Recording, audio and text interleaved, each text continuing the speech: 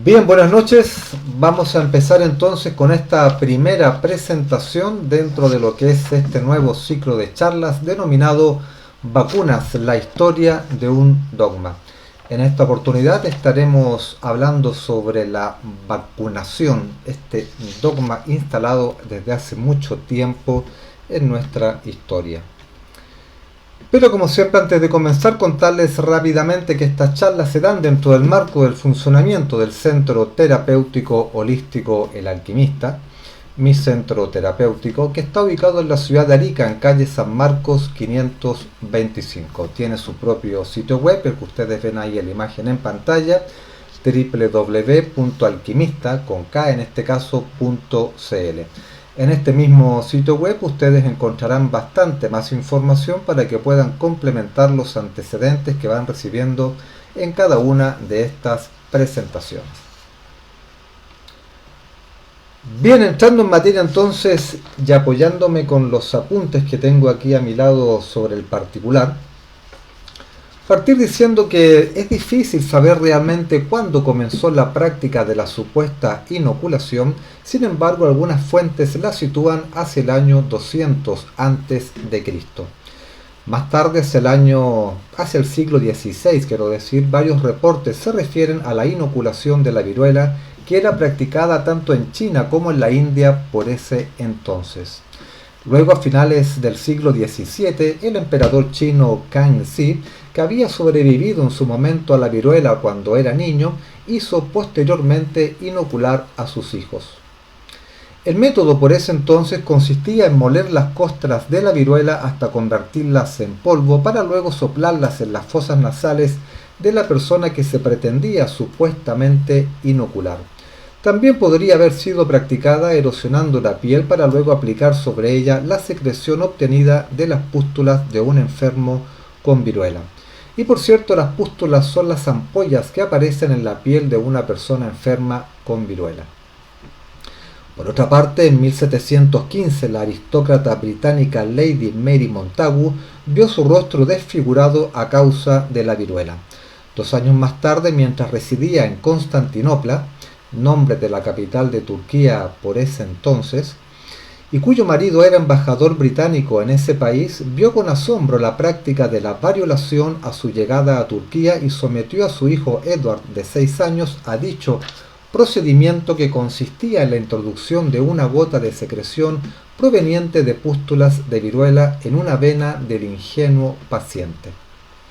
Con la creencia de que era un procedimiento alentador, Lady Montagu trajo consigo la práctica de la variolación a Inglaterra, donde hizo que el doctor Charles Maitland realizara el procedimiento a su hija de 2 años de edad. Ella fue objeto de enérgicas críticas en Inglaterra por defender y querer imponer la variolación, práctica que lenta y lamentablemente comenzó a extenderse, alimentada por la creencia que provocaba protección contra la viruela, enfermedad común por esos días.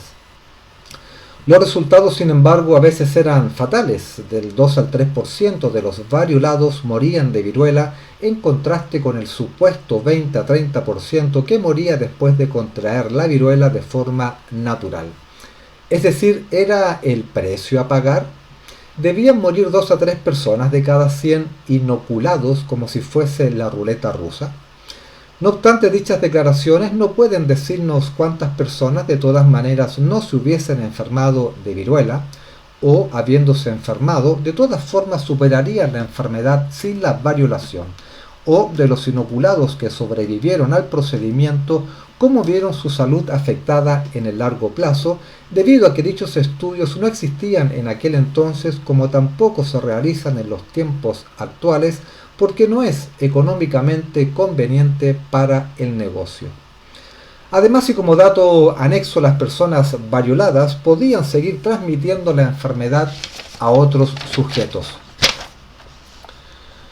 Antes de continuar, agregar como dato también que en Europa la poliomielitis se erradicó sin la realización de una inmunización en masa, antecedente que no ha tenido prensa porque tampoco es conveniente para el ingente negocio de las vacunas que opera a través de las campañas del miedo, encontrando tierra fértil en la ignorancia de las personas. Para entender la raíz del problema de la vacunación, la primera pregunta que debemos hacernos es cómo nació la ciencia de la inmunología. Al respecto, la inmunóloga estadounidense Tetiana Bucanich señala lo siguiente.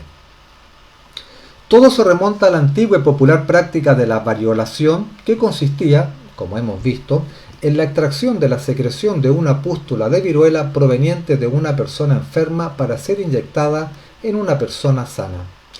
Esta práctica popular estaba destinada supuestamente a dar una forma más leve de la enfermedad para evitar la viruela adquirida naturalmente. Pero este procedimiento era inseguro y su efectividad nunca estuvo bien documentada.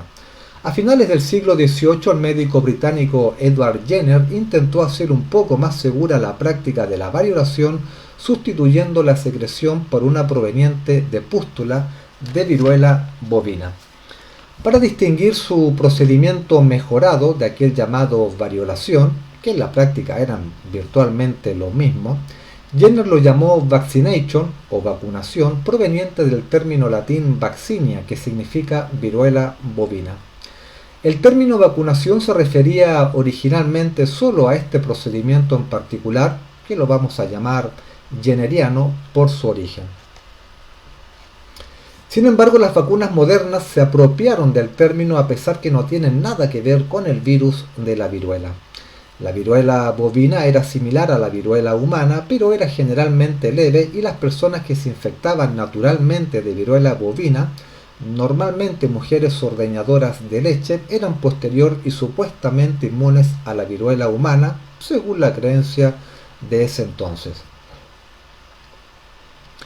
La idea de Jenner era que el estado de inmunidad natural a la viruela humana, después de cursar naturalmente la viruela bovina, podría ser conseguido también a través de la vacunación. Para probar su idea, Jenner vacunó a sujetos saludables sin antecedentes previos de viruela. Poco después de la vacunación, los inyectó con secreción de pústulas de viruela con el procedimiento de variolación. Si se les dejaba sin vacunar, se suponía que estos sujetos desarrollarían las pústulas de viruela como consecuencia de la variolación. Sin embargo, sus sujetos vacunados no lo hicieron, no obstante, tampoco sabemos si de todas formas no hubiesen desarrollado la enfermedad. Jenner concluyó entonces que las personas que él había vacunado eran inmunes a la viruela, al igual que supuestamente las mujeres ordeñadoras que se contagiaban con viruela bovina. Luego de eso, Jenner convenció a las autoridades británicas para utilizar su invento consistente en la vacunación, y el resto es historia. Sin embargo, Jenner se engañó a sí mismo por los resultados aparentemente exitosos de su experimento. Él evaluó a sus sujetos vacunados solamente para la resistencia a la variolación y no por su resistencia a la viruela humana, ocurriendo en condiciones normales. Si hubiese hecho esto último, habría descubierto que la protección contra la viruela natural conferida por su vacuna se estaba desvaneciendo, simplemente posponiendo la susceptibilidad de una persona a la viruela, pero no eliminándola por las buenas, la manera natural hipotética en que ocurre cuando se cursa una enfermedad. La corta duración de la protección es también el caso de las vacunas actuales. La sobreestimación de la duración de la protección conferida por la vacuna jenneriana podría haber resultado en una horrible epidemia de viruela en comunidades totalmente vacunadas en Inglaterra a fines del siglo XIX y en Filipinas a principios del siglo XX. Por otra parte, la cuarentena, aspecto que agrego más bien para la discusión y respecto del cual no estoy en absoluto de acuerdo, porque no se trata de supuestos microbios saltando de una persona a otra o flotando en el aire y amenazándonos como si fuésemos desventuradas víctimas, sino que se trata del terreno biológico, fundamento que proviene del descubrimiento del concepto del pleomorfismo por parte de dos grandes personajes de la historia, pero tan desconocidos como la verdad misma. Me refiero a Pierre-Jacques Antoine Béchamp y a Gaston Naessens, de quien estaremos hablando en detalle en la próxima charla. En fin, volviendo al punto, la cuarentena, que fue una medida que se introdujo posteriormente en todo el mundo, además de la vacunación, según la doctora Tetiana Obukanich, de quien hablaremos enseguida, y cuya opinión no comparto solamente en este punto en particular, podría, dice ella, respecto de la cuarentena, haber hecho más por la erradicación de la viruela de lo que la sola vacunación supuestamente ha hecho. En mi opinión, las cuarentenas violentan los derechos más básicos del ser humano y por lo demás, como ya hemos dicho, no sirven para lograr que una determinada o supuesta enfermedad se propague. Debido a que históricamente se han pasado por alto las limitaciones del enfoque de la vacunación en la prevención de las enfermedades, la primera lección importante que no hemos querido aprender como humanidad es que la vacunación no conduce a una inmunidad permanente. Sin embargo, en esa misma línea, los científicos continuaron con más investigación y desarrollo de vacunas, asumiendo que sí lo hacen. La ciencia de la inmunología se formó con el principal objetivo de estudiar lo que sucede en el cuerpo humano después de la inyección de materia extraña bajo el pretexto de estudiar la inmunidad. De esta manera, las nuevas generaciones de inmunólogos se inician en esta ilusión e inadvertidamente llevan la investigación inmunológica en una dirección que está cada vez más lejos de la comprensión de la verdadera base de la inmunidad adquirida naturalmente, si es que se puede hablar realmente de inmunidad adquirida naturalmente. Bien, ya casi entrando al final de la presente charla, me gustaría citar textualmente unas palabras de la doctora Tetiana Obukanich, inmunóloga estadounidense, a quien ya hemos citado en esta presentación, quien a propósito del cumplimiento de los 10 años de la publicación de su libro Vaccine Illusion, algo así como la ilusión acerca de las vacunas, palabras que ella publicó en su muro de Facebook. En la imagen ahí en pantalla ustedes a la derecha pueden ver la portada de su libro. En la parte inferior, si se fijan, aparece la figura de un limón. En los Estados Unidos, la palabra o el concepto limón también se utiliza para denotar aquellas cosas, productos o artículos que son defectuosos, inseguros o que no tienen ningún valor. Es decir, es el símil coloquial nuestro del callampa o vale callampa. En fin, les leo entonces textualmente las palabras de la doctora Tetiana Obukanich recientemente publicadas en su cuenta de Facebook. Este mes se cumplen 10 años de mi libro Vaccine Illusion, publicado el 17 de febrero del 2012. En ese entonces me decepcionó descubrir, contrariamente a mis creencias como doctorada en inmunología, que las vacunas no dan inmunidad de por vida para ninguna enfermedad, según dicta la teoría de la memoria inmunológica. En los últimos 10 años hemos visto una normalización alucinante en cuanto a la protección de corta duración de las vacunas.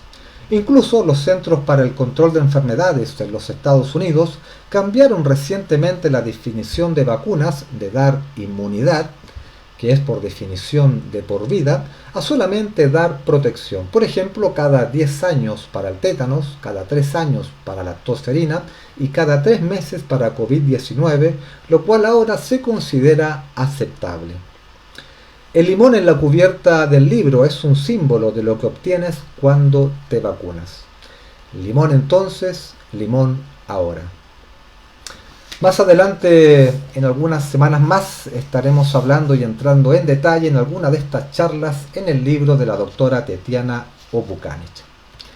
Ahora he puesto la diapositiva final de esta presentación que, como ha sido la tónica en las últimas charlas, da cuenta de las referencias bibliográficas que sustentan los antecedentes que ustedes han recibido el día de hoy. Yo me despido en este momento dejándolos cordialmente invitados para el domingo 8 de mayo, si no me falla la memoria con las cuentas, a esta misma hora y por esta misma vía de streaming de Facebook. En esa oportunidad estaremos hablando del pleomorfismo, importante concepto al cual han contribuido a formar importantes personajes, hombres y mujeres, para tallar este fundamental y perdido concepto en la historia de la biología, como reza el título de un libro sobre el particular. Los espero entonces el domingo 8 de mayo a esta misma hora y por esta misma vía de streaming de Facebook. Chao.